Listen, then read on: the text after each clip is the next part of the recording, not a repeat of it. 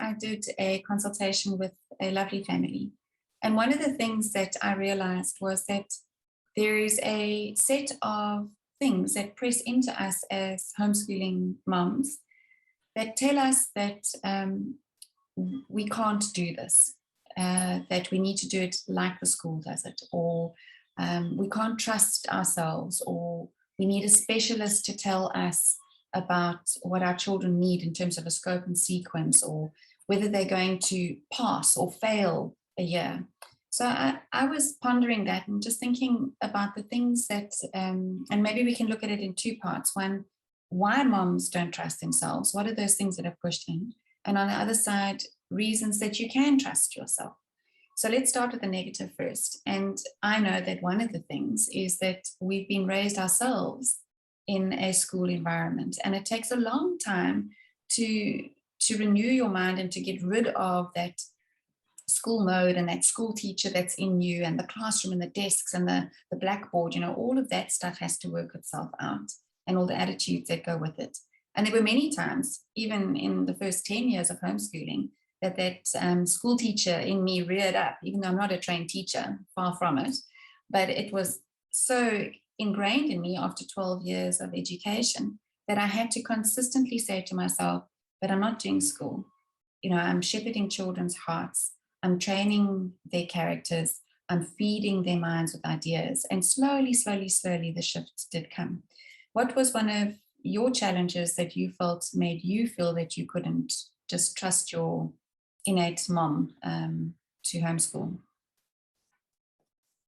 I think it's also, that thinking, that thought process, that idea that experts in a school classroom are doing more than me. It's always that I always had that feeling that I'm not doing enough because I'm not just home educating this child, I'm also washing dishes and caring for babies, and I was pregnant and caring for toddlers and assistant to my husband. So I always felt like I was pulled in too many directions and not just zoned in on home education.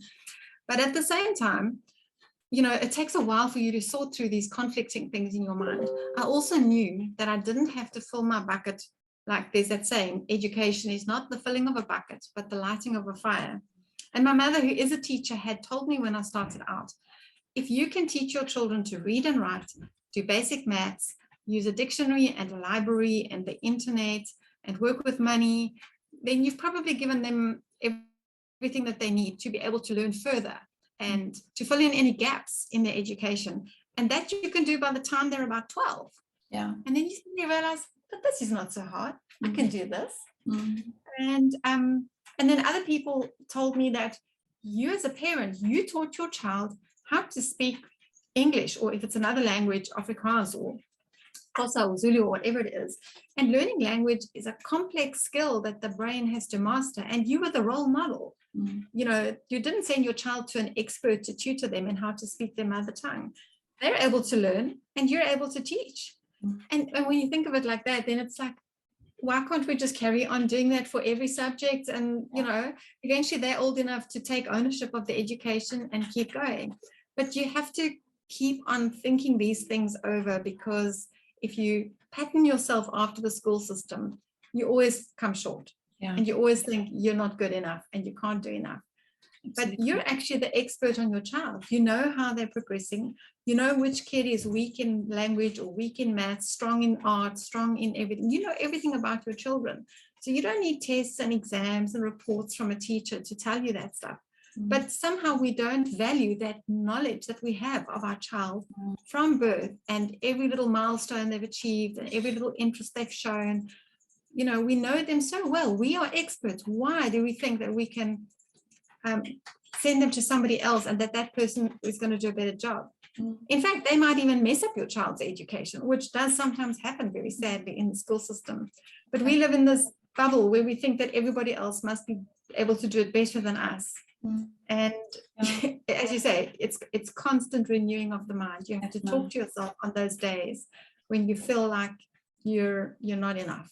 Yeah, you have to what you pull yourself right. It wasn't going to work. Then the other thing, so those are those internal struggles. The other thing that I realized makes you distrustful of yourself is by comparing to maybe a sister who is also homeschooling, and her children perhaps are a little older, and they're already taking over ownership of their studies, or they're choosing a different system, and then you're saying to yourself, but I'm not doing that. Or it could be friends, you pop into their house and you see all the artwork on the wall and you're like, oh, I'm not doing that. Then you start to distrust what you are doing with your children. So the fact is very similar to what your mom said. If you are reading every day to your children and you're working on their discipline studies, and they're working alongside you in the home, as well as doing outings and activities, you are doing more than most parents are doing for their children, and you need to just trust that process and let it have its outworking in their lives.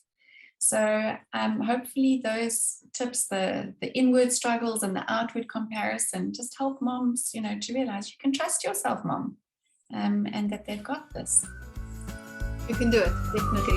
Yeah.